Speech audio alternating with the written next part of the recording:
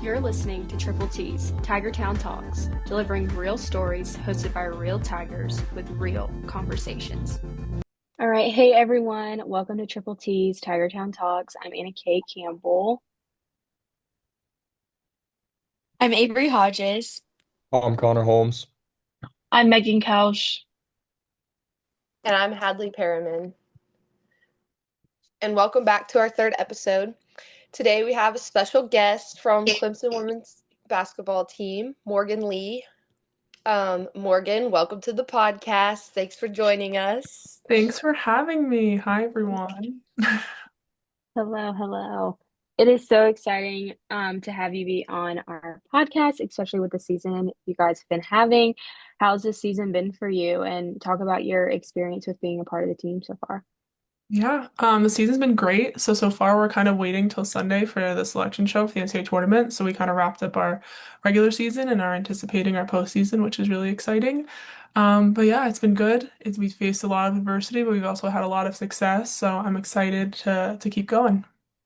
That's awesome. How has your experience just been from like transferring from Marist, is that how you pronounce it, Yeah. to Clemson? Like Yeah. what's similar and what's different about your Yeah, school? it's definitely a lot different. One of course, Marist is in New York, so it's different geographically, but also it's a lot smaller school. But I kind of knew when I was transferring, I wanted somewhere a little further away from home, and it was a bigger environment, and just like overall took sports very seriously. And so that's sort of why I transferred. And then in terms of how I've kind of acclimated, it's obviously a lot different. The pace of play is a lot different. You're in a much bigger conference with a lot of really talented players, so that takes a huge adjustment. But I think overall it's been really good, especially for me as a player, but then also as like a person to develop kind of outside of where I'm being close to my family. Now I'm like a lot more independent. So yeah. That's awesome. So I'm also a transfer myself, as you know, Morgan. And I'm from Oklahoma, so it's similar culture wise, but obviously it's really far from home, so it's just a lot different environment. So and I'm sure it's the same for you, like you said, but what's been like your favorite experience so far? And I guess you kind of said challenges, but I guess challenges from like the new environment and, like a whole nother team your senior year, like what was that like? Yeah. I think something that helps a lot is just like our team in general is really close. So it helps when you're away from home and then you have like those people to rely on if you ever need help or advice or anything like that, which has been really great. And then in terms of like challenges, it's almost like the same. There's like a different set of expectations here than where I transferred from. It's just like the expectation is to win and to do all of this. And so that was a challenge to have to like shift your brain almost into like not to be perfect, but like to be the best version of yourself every single day. And so to have those people to rely on to do that when you're having a tough day or when you're not feeling your best has been really helpful to overcome like that challenge. Hey Morgan, I appreciate you coming on. My question, like we're talking a lot about the transfer portal and just everything like that. We talked to a lot of different athletes about that. When you were transferring, what exactly were you looking for? Was it more focused on the basketball end of things, or was it the environment? And what ultimately just like had you landing on Clemson? Yeah. For me, it was mainly basketball. At Marist, I really enjoyed my coaches and I enjoyed my team, but I knew like it could only take me so far. We had a really tough conference. There were a couple teams that were really, really good in the MAC, and so it's one of those leagues where you have to win your conference tournament in order to get to the NCAA tournament. So I knew I wanted to be able to play in that postseason, and Clemson kind of gave me that. And when I was looking, that was definitely like one of the things that I wanted. But I also like player development wise, I knew that I needed to be around like other players who took it really seriously and who like wanted to maybe play after college. And so that also like played into my decision a lot to leave. What exactly, if you wouldn't mind just getting into the details, what's the difference in going from your past school to here now and just like the practice level and that kind of Mhm. thing? Yeah. One big difference that there is just like there's just way more people on staff. At Marist, you have like four assistant coaches, and then you have your strength coach who's like divided up into how many teams. You have a soccer, he is taking care of soccer, basketball, like all these different sports. Whereas here it's a lot more personalized. We have our own strength coach, we have graduate assistants, other assistants that you can go to, managers. So you just have a lot more available to you than you would at like a mid-major like that. So that's like the major differences that I've seen just coming out of the transfer portal. Okay, cool. So in our class, we spent a lot of time talking about social media, especially how like players and teams have the ability to show their personality and show like how fun they are and how awesome and social they can be. And so, do you think that social media has had a positive influence on your career, or if it's impacted your career in a negative way, or if you're just kind of neutral? Yeah. I think for me, I'm kind of neutral because I'm not very active on social media, so I don't necessarily see a bunch of stuff. Um, like, and I think it has a really big like positive effect for people who are very active and who really enjoy doing that, or even want to get into that sort of field. Like coming up with like NIL and everything, it's really helped them to like show off like how entertaining they could be or like on camera and things like that. So for me, it's been neutral, but I think it's been really positive for other people. I think if you look too far into it, it can get negative, but I think for most, it's been like positive. Yeah, and then I know the basketball team, um, one of the managers was in my class last year and she was always talking about like being on it and just making the environment seem super fun and like something that everyone wants to be a part of. So do you think that influenced your decision to come to Clemson at all when you were transferring? Or what role did it play like in the transfer process when you were making your decision? Yeah. Another like big part of when I was making my decision was like the coaching staff. Um, because when I was at Marist, I was very, very close to my coaching staff, and that's part of the reason it took me a while to actually go into the portal, because of that. So that was something when I was transferring that I was really looking forward to was like forming like close relationships with the coaching staff, and I felt so comfortable at Clemson when I was visiting. There were only like three girls who were like on campus at the time, and a lot of us came out of the transfer portal or were freshmen coming in. So you kind of only had to rely on like the coaching staff and sort of what environment they were going to create, and it just felt like so familial when I was with everybody that like I kind of knew that that's what they would bleed into their culture and into their team, and so I just relied on that. Yeah, definitely. I have a question about you mentioned how you were it was so hard for you to enter the transfer portal. What was like the final push for you to be like, ooh, maybe I should go start looking at other schools Yeah. for your career? Yeah, I was actually really thankful to one of like my mentors who I talked to about it, and she kind of gave me like a baseline approach to it, was kind of giving me like the pros and cons of what to do, and eventually like it just got to a point where there's so many pros of going into the transfer portal that it was like I would almost be like making the wrong choice not to do it for myself, which is really hard for me because it's really hard to make decisions just for me. But I think that overall, just for me and my basketball life, and even like for my future, I just felt like going into the transfer portal and going to Clemson and being more independent was ultimately going to help me out in the future. Yeah. Are I feel you like oh, sorry. No, you're good. I was just gonna ask, are you looking at going pro and continuing your basketball career outside of college? Yeah. So right now, I would say probably not. My goal I don't even really know. But my goal is maybe to, if I ever want to play overseas, would be at the same time getting like my master's in something. So I'm kind of doing like a dual thing while also like being able to have that experience. Right now, I don't see myself doing it, but it could be a possibility in the future. We'll see. Is there like a dream place you would want to play overseas, or like have any teams like reached out to you, or any like thing Mhm. where you kind of got any information about overseas? Yeah. A couple, like I've gotten a couple like Instagram follows or DMs, or I just got like a message on LinkedIn about it. People have the opportunities. There was one in the UK, there's another in Rome where you can get your master's in play. So I know that it's out there.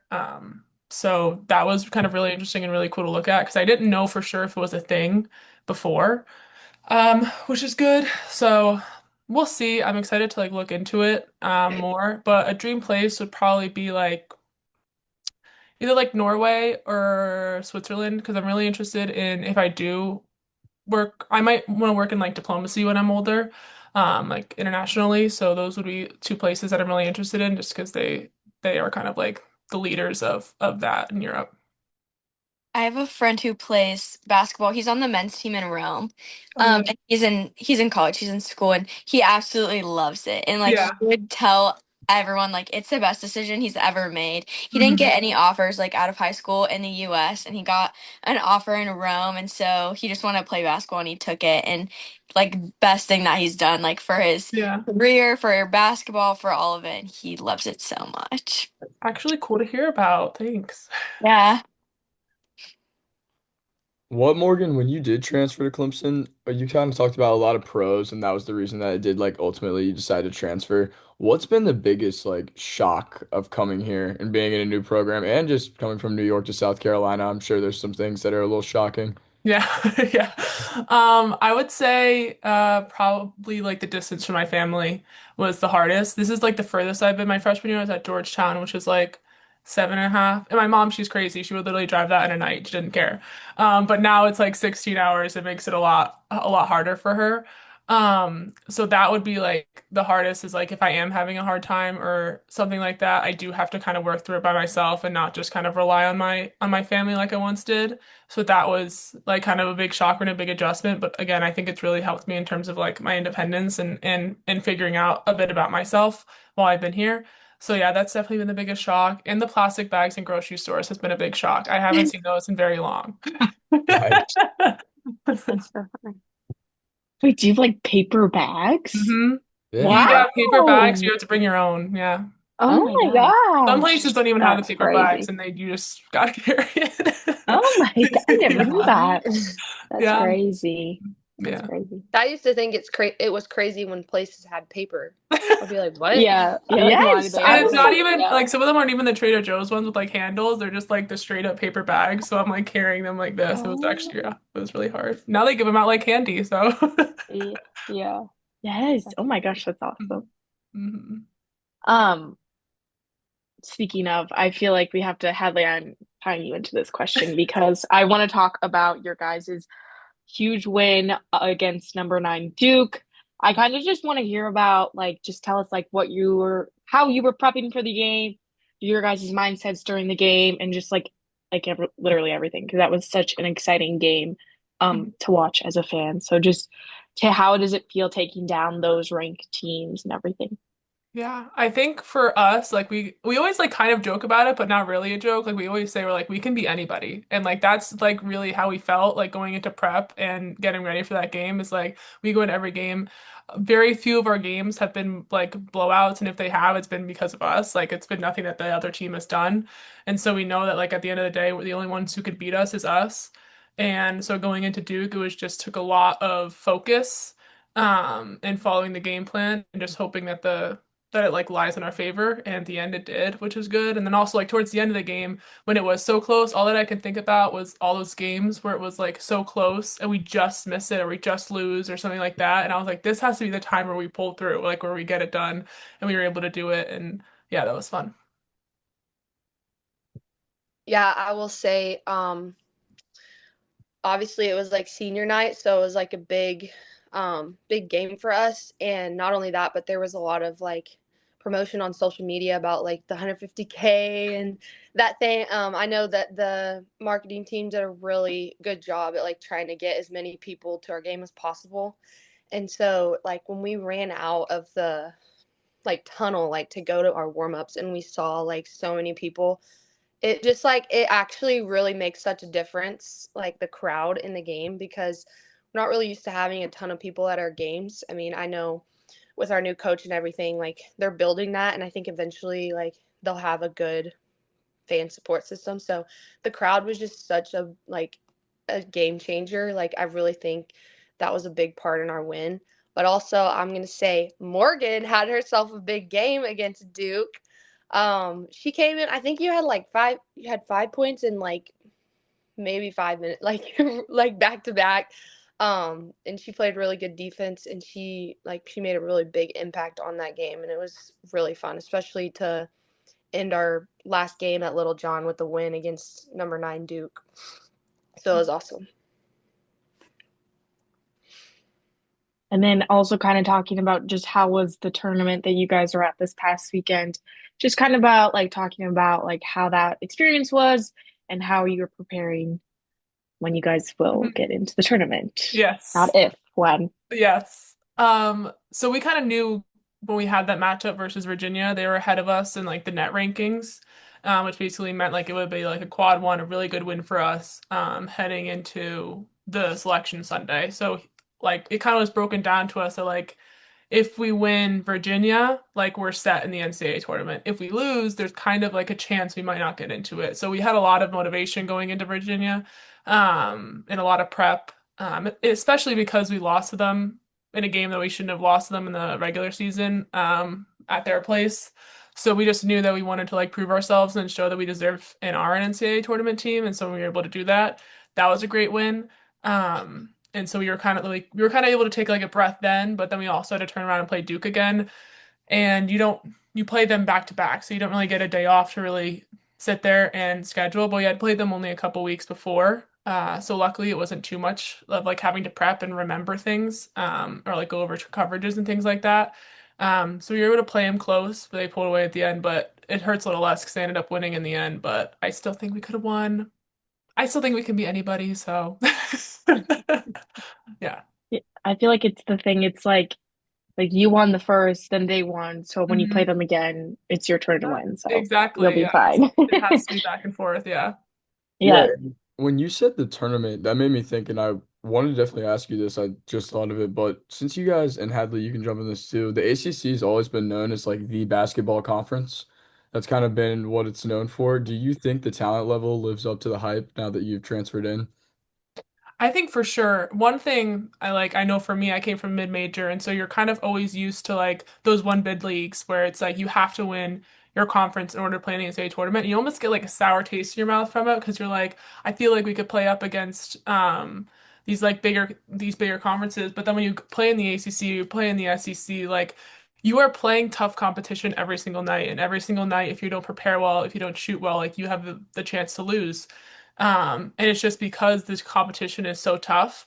And so I think that for me was like the big difference, and understanding now why like a team who's lost however many games in the ACC can get to the NCAA tournament because they really do have the ability to win and to play with these like really good teams and have experience playing them, but then also have experience in beating them or having like really close games with them, I think is really important when you go into March.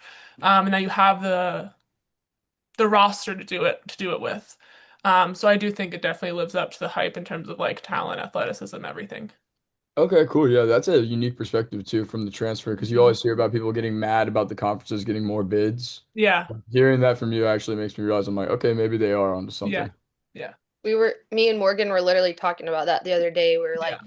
like, when we were at our mid majors, we were like, mid majors don't really get like the respect, and not there are some really good Hmm. teams. I'm not Yes, saying there anything are. about that, but I'm Hmm. saying just with like the competition level that we have every night, like if you saw our conference, towards the end of the like the last few conference games, it was literally neck and neck with some Hmm. teams, and like it all came down to like there was multiple teams with the same record, but so and so beat this team, so and so beat this team. So it's just crazy. Like anybody could really win in any Hmm. given night. And so that's what makes it crazy with like the NCAA tournament as well, because like with the rankings and everything, it really comes down to like who beats who, and that's how you like get into the tournament or not.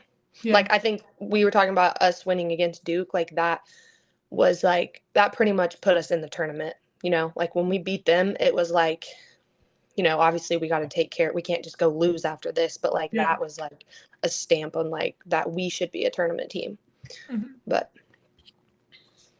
anyway, So we're kind of wrapping up. We have a little bit time left. And we kind of talked about this a little bit about what your kind of final hopes and wishes for basketball, if you maybe possibly thinking about maybe playing overseas. But just kind of about talk about like what you want, how you would like to end your basketball career Yeah. and the rest of your time you have here at Clemson. Yeah. I think for me just playing Clemson basketball and playing how we know that we can play all throughout the tournament is gonna be super important and just ending on the best place possible. But honestly, this is my first time into an NCAA tournament, so even that within itself is like a big accomplishment for me and for what I wanted to do. And so that's really exciting. And now it's just like everything else is just extra, and you're gonna put like the hardest work that you can into like this postseason and proving yourself even more.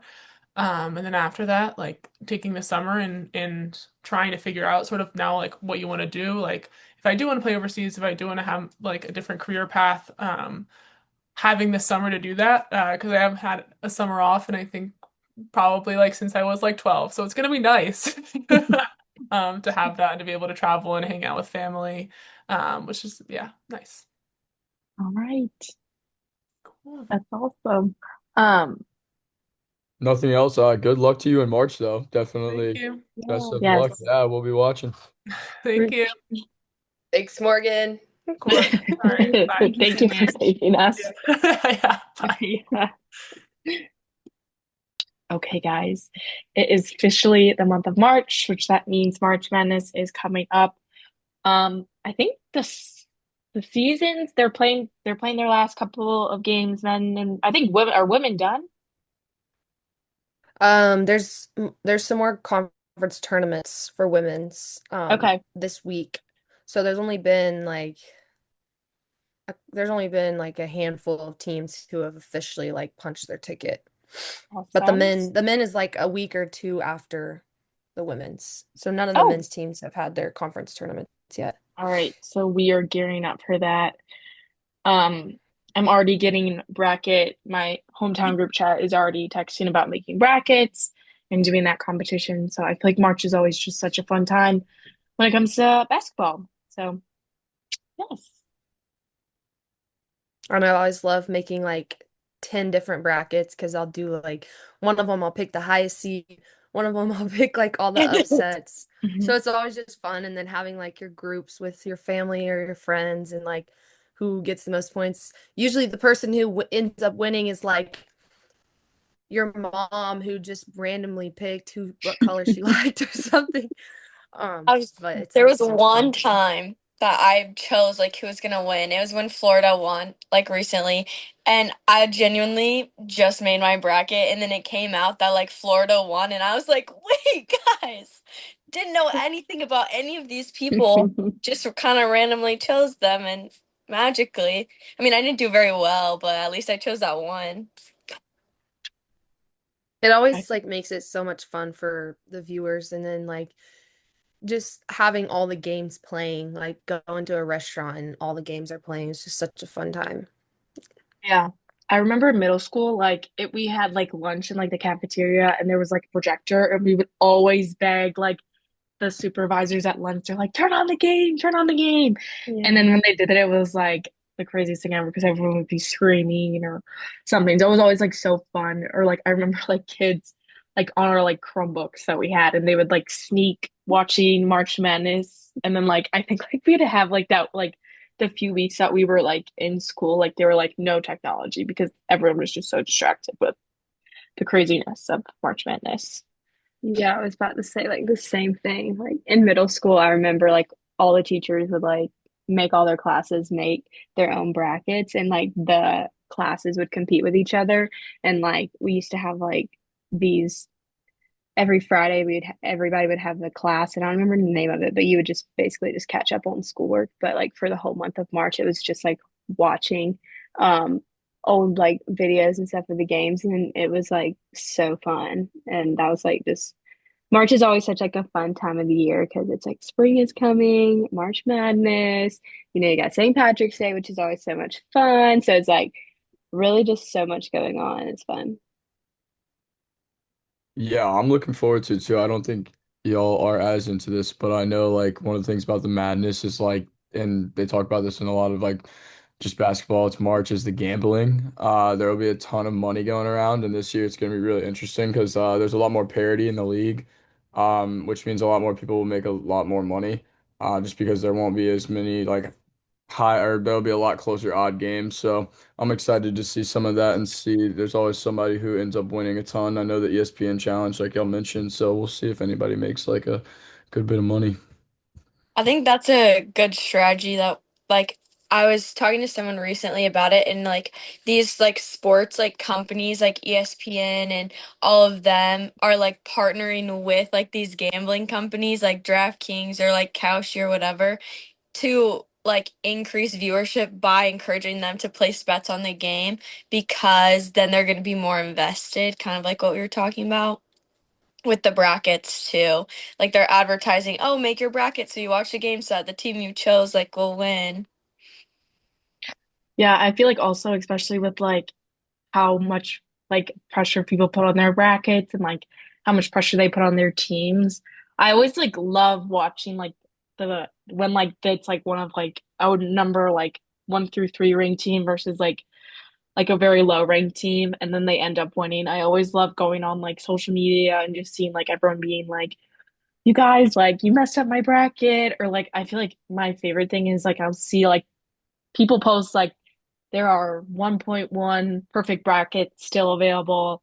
I just think that's such a cool thing to see just because I just think that's like the fun part about March Madness is like it's like you have one game. So it's like you either win or lose. And I don't know, I just like always go back. I can't remember, is it like the one team that like made it really far and like they were supposed to like get out like first round and then they got like all this media around them. I think it was like St. Peter's. Maybe Loyola Chicago I with think it was St. Yeah. Peter's. with Yeah.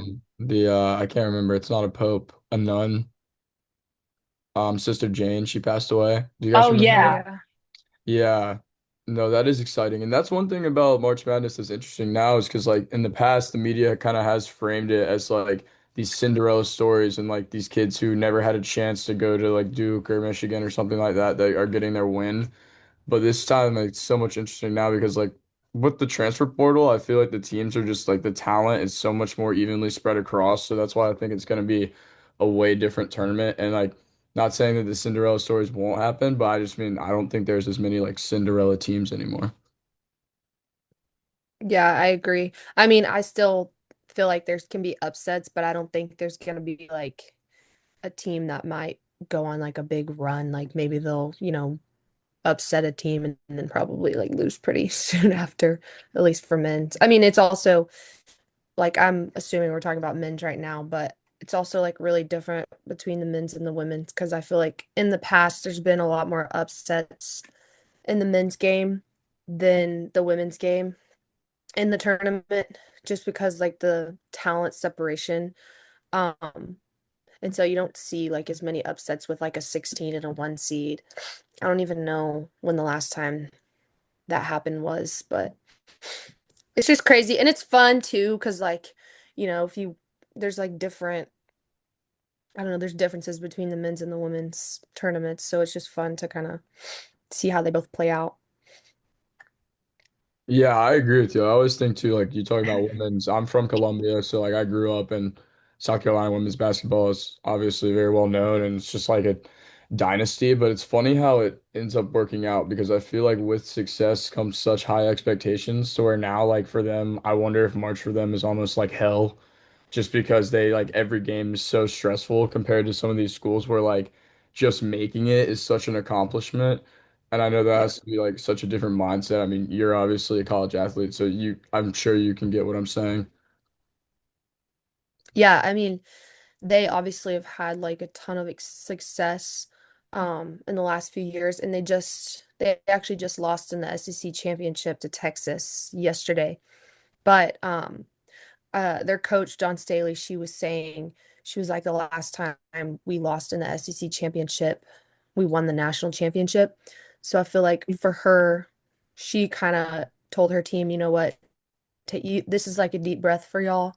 Um, Almost kind of like take some pressure off maybe because like I feel like a lot of times when teams are really good like that, and they have like a really big winning streak, sometimes like taking a loss is kind of good. It's like it kind of like resets you and gets your mindset back. I know like we talked about when uh, we beat Duke and then like right after that we actually had a really bad game. It was almost like we kind of beat them and we're kind of like, oh, we made it, but it keeps going. So like you can't really take a game off, but um anyways. I don't know how you guys deal with the pressure. Like, I feel like that's like the craziest thing, and like how much pressure you get from so many different aspects of the world, but especially through the media and how easily people just are just, you know, sometimes don't say the kindest things, and it's like you don't even like it. You don't even know the first thing to it. So like, I think the pressure that the media puts and like especially with March Madness and everything and the brackets and the money and the gambling, like I just feel like it's such a crazy time. And I worry about the athletes because I'm like, it's okay if you lose. Happens all the time. I don't know. Edit. Yeah. I feel like it's kind of I like yeah, it's kind of pressure. I mean, we kind of had a unique little story through our season. Obviously we weren't picked very high in the preseason. And so all season we've kind of and then towards the beginning like we were really close with a lot of really good teams like in the pre or in the non-conference, but we were just like right there to beating some really good teams. And so this conference season, we kind of had to really prove that we can be an NCAA tournament team. So we had some really big wins. But also going into like what you're talking about, the pressure, I don't think we experience it as much because like we don't have as much pressure on us. We're kind of like an underdog that's like, it's exciting because we're like, we can just go beat them. Like, who cares? But other teams, like, people are in their comments like s sending horrible messages and comments. I mean, I read some of our men's team. I know they had like a rough patch and some of the comments, I was just like, oh my gosh, but I Yeah. don't even think they even look at it. Yeah. I saw it and it was like, oh yeah, it was not good. But Yeah. Fans be crashing out over like stuff that ain't yeah. like that serious. Like that's like my favorite thing, not my favorite thing to watch, but like when people's March Madness brackets like get so messed up and they're all just like crashing out on social media and like it's so funny to me. I'm like, y'all are just a bunch of 50-year-old men who have really nothing else to do with your time, but okay. Like, It's I would so love to see you get out there and do it. I actually get mad, like, because, like I said, I don't really experience that myself, or at least I don't look at some of our bad comments we get. But when I go look at, like, maybe our men's team, like their comments or our football team, it actually makes me mad on the other side because I'm like, people don't know what it takes. Like you don't know until you're in their shoes. So it really makes me mad. I'm like, I would love to see you try. yeah. But anyway. Well, one thing that's weird about college basketball too, and it's always kind of like it's one thing that's really pushed me back from being a huge fan of it. And it'd be interesting to just see y'all's thoughts because like one thing I like about the NBA, especially with a sport like basketball, like one shot can just like a buzzer beater can just kind of change everything. But in the NBA, it's a series, like just like the MLB, it's best of seven. So like I do believe that like that kind of proves who the best team is. And sometimes I struggle with March Madness because it's just one game, just one shot. You've put in an entire season's worth of work, and it's so tough because there's so many teams. So I don't know what y'all's thoughts are on that, but that's one thing that kind of pushes me back from being as big of a college basketball fan. Yeah. I Yeah. feel like the also aspect relates to so many other different sports, especially like we did our project on the one figure skater Ilya, and he only had one shot, and it was his one performance, and he didn't perform well, obviously, and he didn't win the gold medal like he was predicted to do. And I just think that it puts so much pressure on these people that they don't have the chance to kind of relax. Where like if you did like a mini series, I think, having that pressure off of just having um play like one game, like I think it just would help with like the pressure and like ease the athletes. Because I think that's something that Ilya said that he really struggled with is that it's just the pressure that people put on you. So I feel like if, there's a mini series for March Madness, it kind of like allows the athletes to say like, oh, if they did have one game, like they don't have to be so hard on themselves and they can kind of take the pressure off. Yeah.